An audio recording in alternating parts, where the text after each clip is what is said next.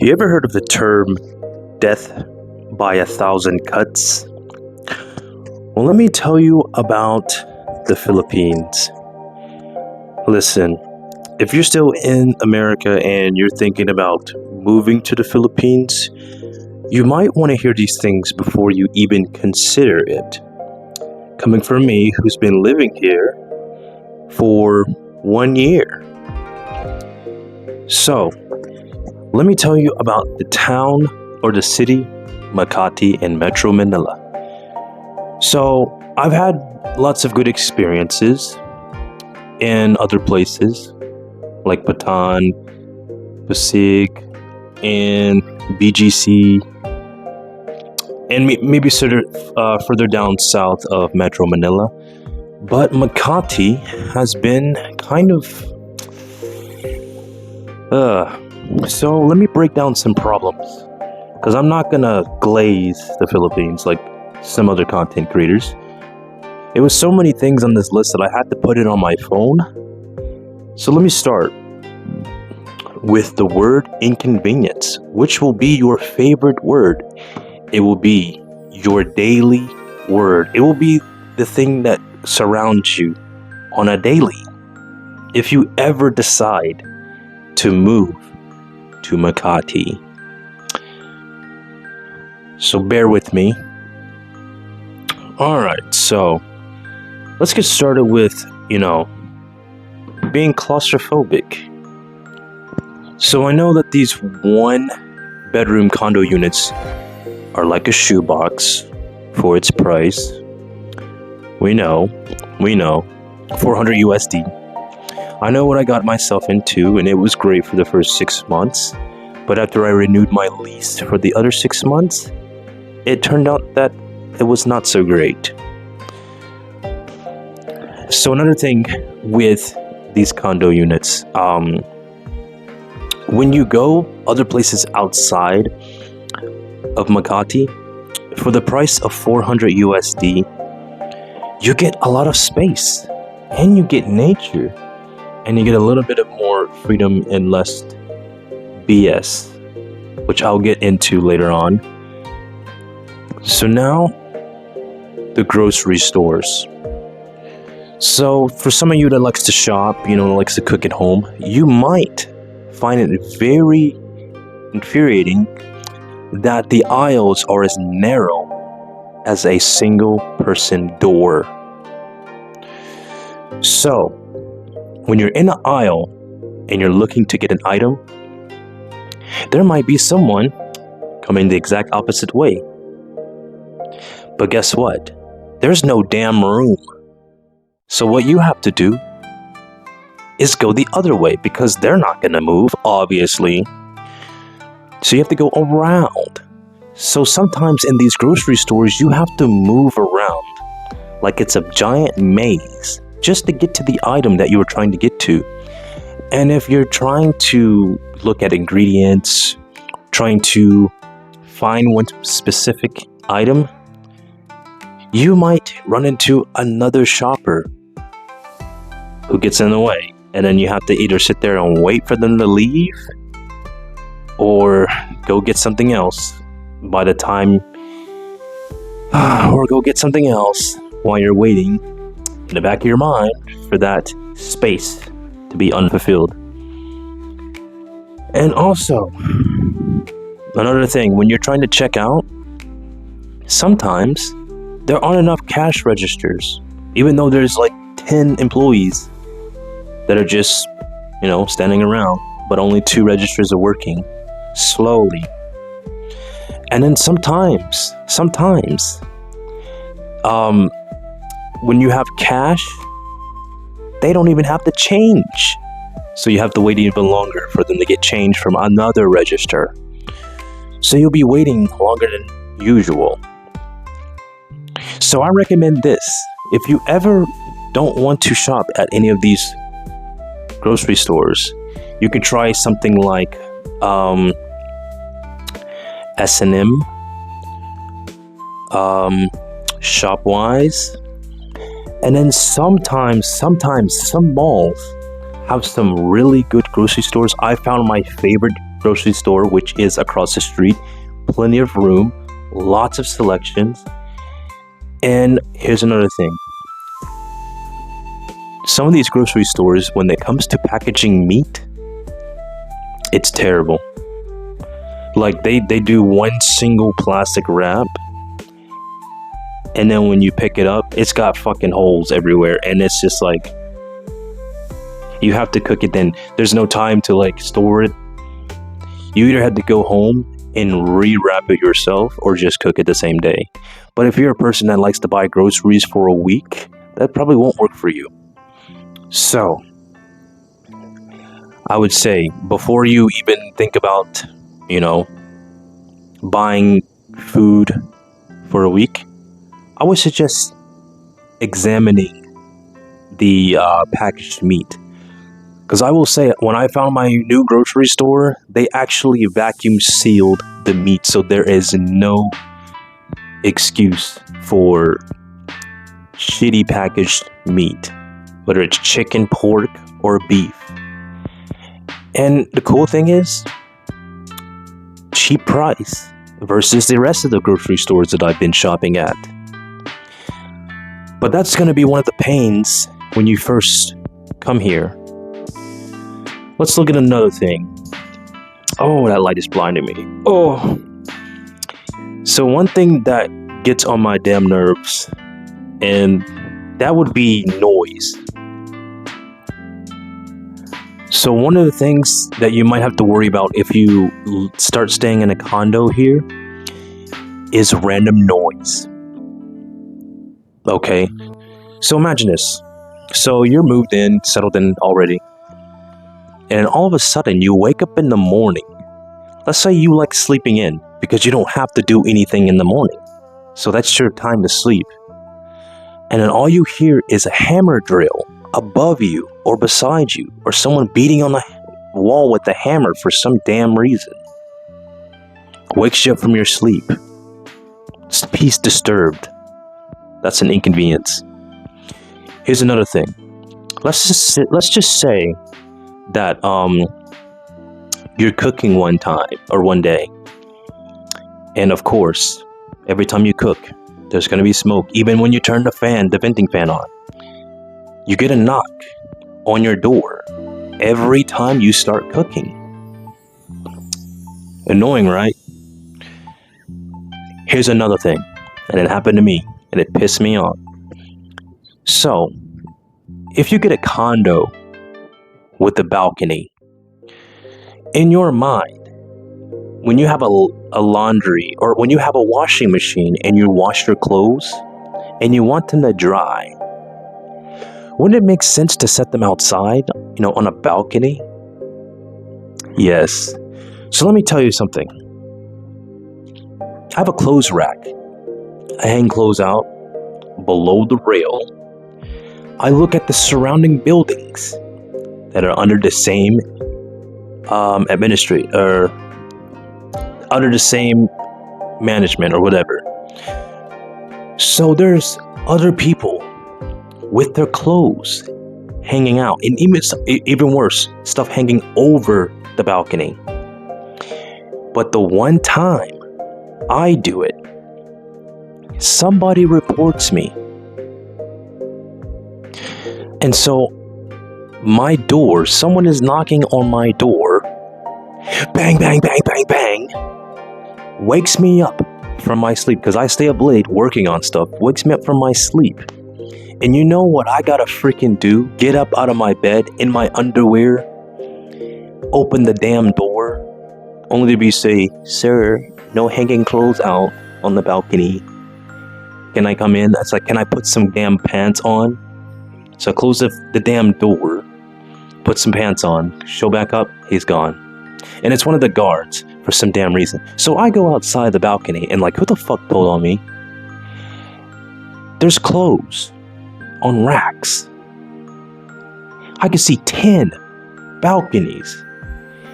And till this day, still hanging up clothes. But someone reports me. Rules for thee, not for me.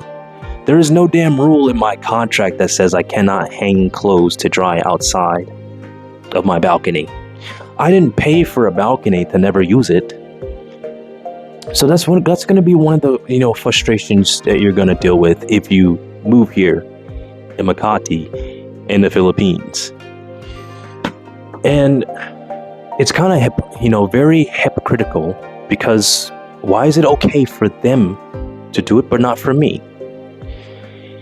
And let me tell you another thing about the condos. So there are no ventilations in some of these buildings. It's terrible for ventilation. So guess what that means?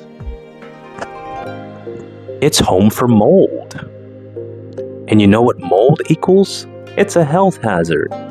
So my condo was infested with mold, but not that much, because I took some measures and did a lot of disinfecting and washing and everything. But it was all because I could not take my clothes outside to dry, and moisture just keeps building up.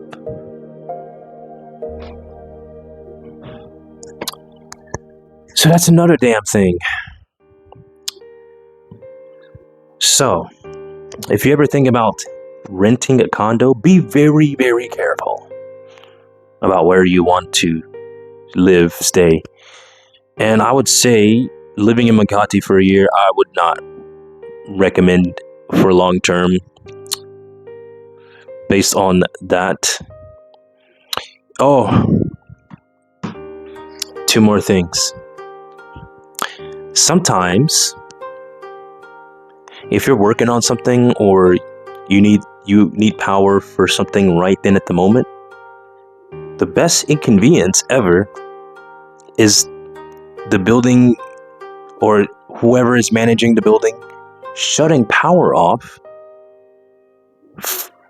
out of nowhere. No notice, no nothing. You just have no power. And they do this randomly sometimes. Not like, in the province, obviously there's brownouts, but this is like a mandatory, not a mandatory, just a random power shut off because they're working on something, but they don't tell you. No announcement, no nothing. And then I'll tell you another thing too. If you need Wi-Fi for work, such as like video calls, where it's super strict, where you can't have any interruptions, I gotta tell you that it ain't gonna happen, because sometimes that Wi-Fi will just cut off.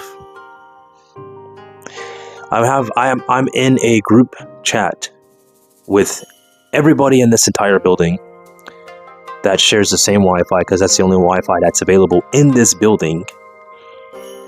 And all I see is text messages. No Wi-Fi, sir. No Wi-Fi, sir. Everyone's heated. Everyone's complaining. No one can work. People, if you have to do work as a nomad, remote work as a nomad, this shit will piss you off. It pissed me off plenty of times. Can't work on stuff. So that's another thing that's going to irritate the hell out of you. Inconvenience. It's going to be your daily medicine that you should take every morning, every night. Oh, another thing too. In this area, you might find some good restaurants or some good bars, some places that you enjoy going to, only to find out that they go out of business like the next day, next week, and then all there's left is the places that you don't really care for or don't want to go to. It happens to me all the time. I found a bar, I played darts, and they had a dartboard there. They had everything. It was just such a chill. And I go there next week, closed permanently. I'm like, my favorite Korean barbecue spot closed down. My other favorite bar, nice quiet bar where they have the shaved ice drinks and all these different kind of tequilas, closed down.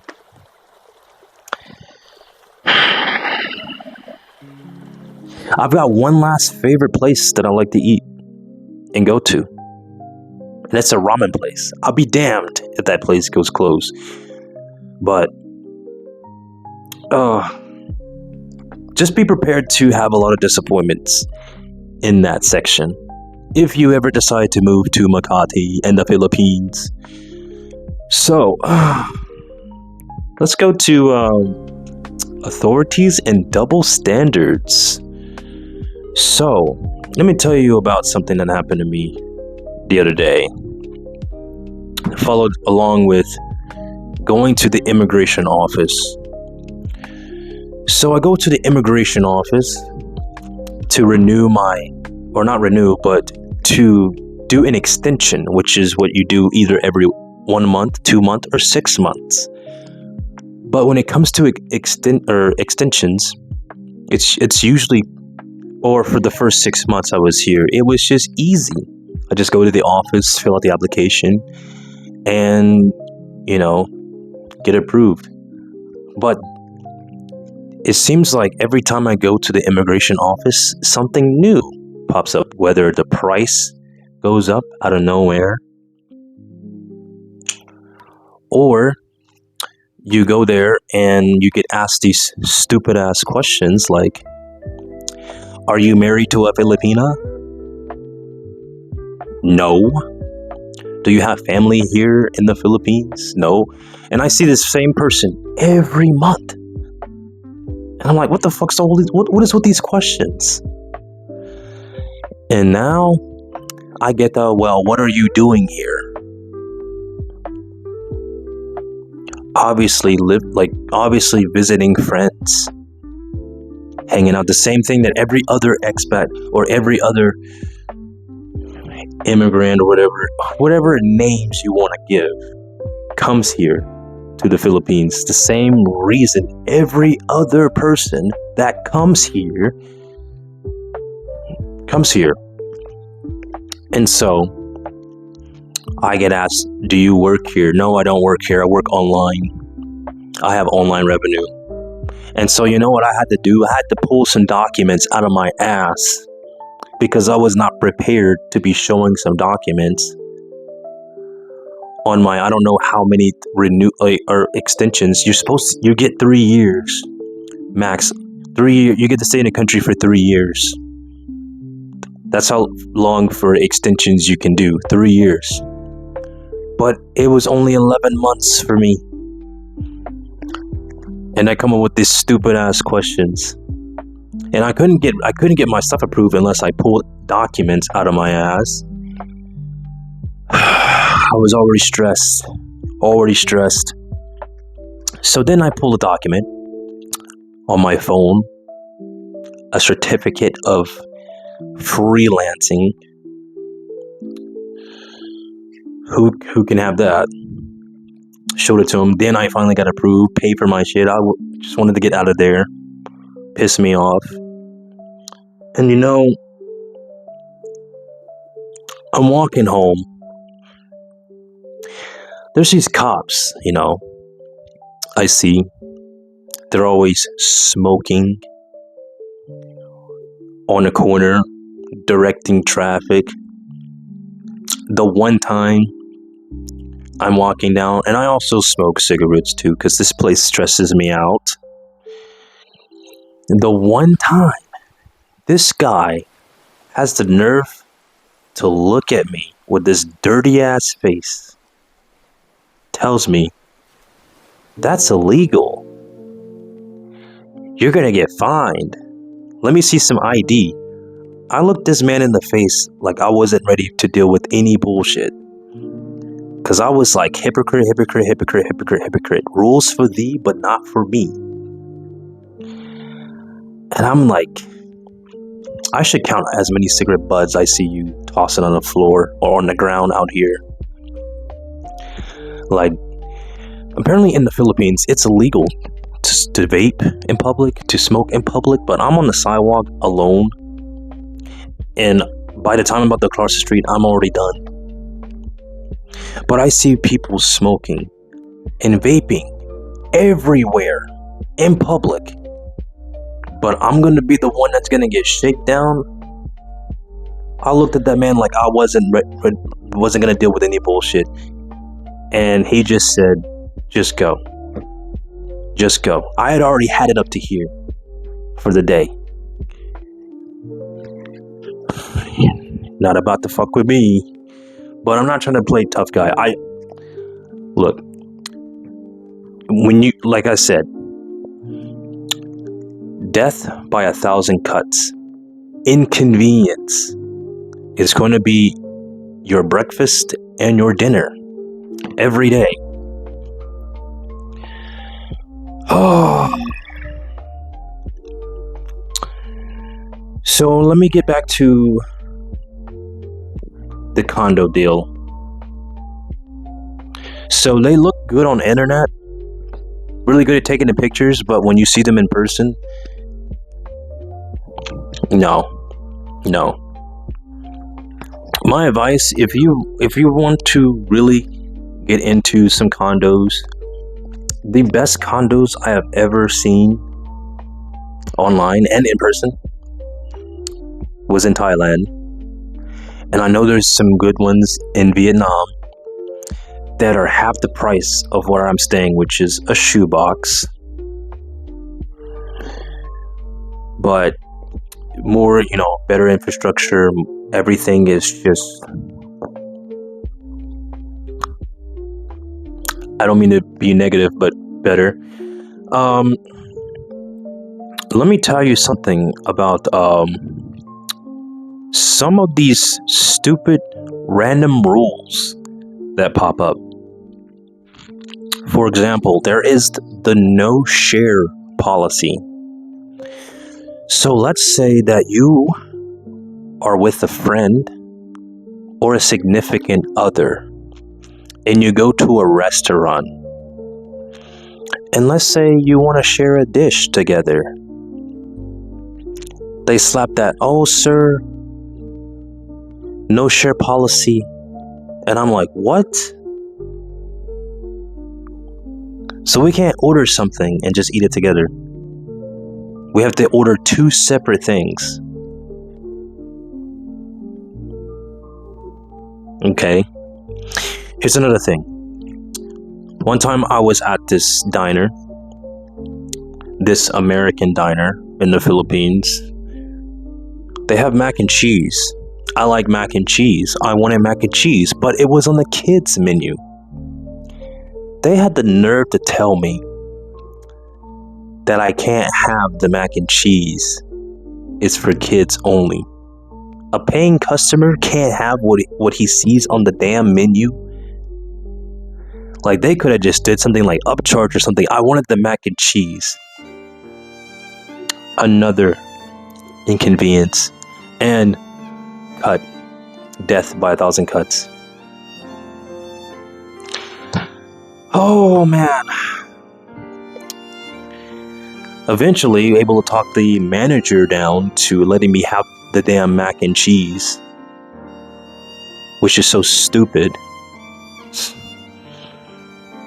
Oh, I would say something about poor service, inconsistency, and food portions. So I did some places in BGC that seem really expensive, not seem very expensive, but the quality is trash. Versus when you go and eat in Makati, the portions and the quality of the food is good. But if you go to places like BGC, you're paying American prices for below quality food and portions. And I'm like, every time I go to BGC, I feel like I'm getting robbed. So I don't eat out at BGC no more. I don't know, like, some places are good, but like, no. And I think I'll get to like the last thing. If you want to date out here, I would be very, very careful. Because I'm going to tell you from my experience, just in Makati, some ladies, some can be... Let me give an example. So one time I was on a dating app, because my friend encouraged me to go on dating apps. And it turns out if you speak 2 Tagalog words, they automatically assume that you're an F-boy and that you learned it from a Filipino. Like, I couldn't just learn it from just talking to people. So I was told that I have to pretend to be dumb as a strategy in order to date. So I have to dumb myself down just to date. Nah. If I know some words, I'm gonna speak some words. Duh. Not waiting for someone to show me what I already know. But that's it for the list. But still, I've had quite, some deals with quite a few Filipinas here. A few of them. Let's just say that sometimes they can either cross lines, be disrespectful, and embarrass you, which is a zero tolerance thing with me. I don't tolerate any kind of that stuff, so I just cut them off right then. Some trauma dump, too much emotional whatever. I can't deal with it, so have to cut it off. But I would say be very careful with the dating with the Filipinas here, with everything, especially with the recent news and stuff. Maybe some content there, especially from content creators like Filipina P. But I will say one thing, as some advice from a guy who's been here for 1 year. Give it 6 months. Don't put all your eggs in the basket, because you might not like it. But I'm not trying to discourage you from coming to Makati, Philippines. I am just telling you what my experience was. Everyone's going to have a different experience. Not everyone's going to have the same. This is just from my point of view, what I went through. Remember, when I first came here, my experience was already shit. And I tried to save it, and it wasn't working. I had a few good moments. I mean, I made friends. Had some few good moments, but like I said, death by 1,000 cuts. Inconveniences will be your breakfast and your dinner for as long as you live here. But before you even think about it, I would give some other places some tours, maybe try some provinces, maybe try some islands. I haven't been anywhere for months, but I'm already sick of this place. My lease is almost up. I want to move. I think it's healthy to take a trip outside the country. If you plan on living here, visit some other places so you don't get burnt out, so you don't get fatigue, because I got fatigue. And I can tell you one thing, I'm at the point where I don't even like leaving my condo. I don't even like leaving my room. And if I go on my balcony, I'm like, what am I going to get reported for now? Being brown or something? I'm just throwing something out there. But just any dumb shit, anything. But anyway, if you like this video, give it a like, give it a subscribe. I'm going to come out with an ebook to tell you how to move out here, some ways to not get finessed when it comes to these condos, and also dealing with certain Filipinos, and also ways to stay out of trouble, and also the best shopping places so you don't deal with the frustrations I had to deal with. So anyway, thank you, good night, and I'll see you on the next one.